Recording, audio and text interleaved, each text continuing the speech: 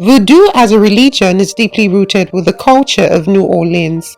It also traces its roots back to the African diaspora.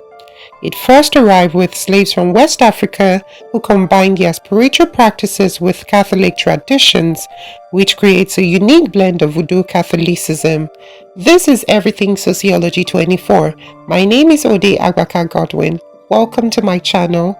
For you to support my channel, please endeavor to like, to share, to comment, and subscribe.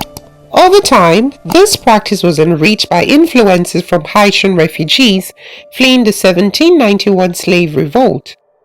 Voodoo is based in nature and ancestral spirits and eventually became an integral part of New Orleans City's spiritual and cultural traditions. A defining characteristic of New Orleans Voodoo is the belief in spirits rather than a single, all-powerful god. Rituals often involve music, dance, and chanting, and it also involves mediums like grease dolls, potions, and talisman. These practices are thought to help cure anxiety, loneliness, addiction, and even physical ailments.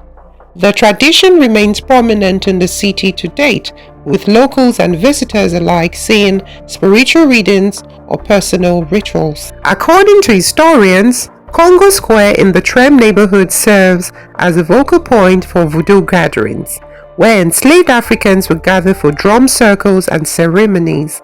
This spiritual center remains active and preserves the cultural legacy of Voodoo. Meanwhile, famous figures like Marie Laveau, the legendary Voodoo queen, cemented the religion's role in New Orleans. She was known for her healing powers and spiritual guidance.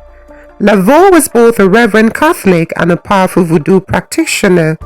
She helped shape the city's Voodoo identity, and her tomb at St. Louis Cemetery No. 1 continues to attract thousands of visitors yearly.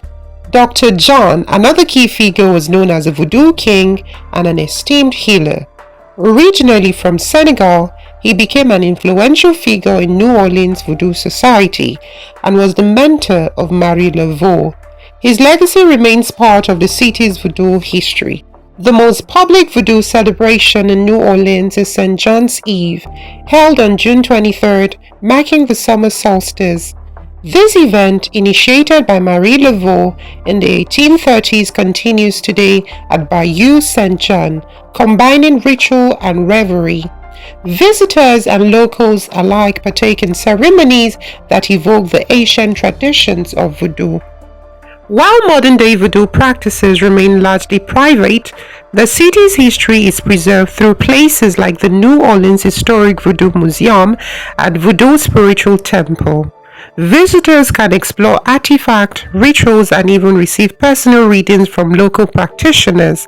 The House of Voodoo and Voodoo Authentica offers some form of mystic connection to the past.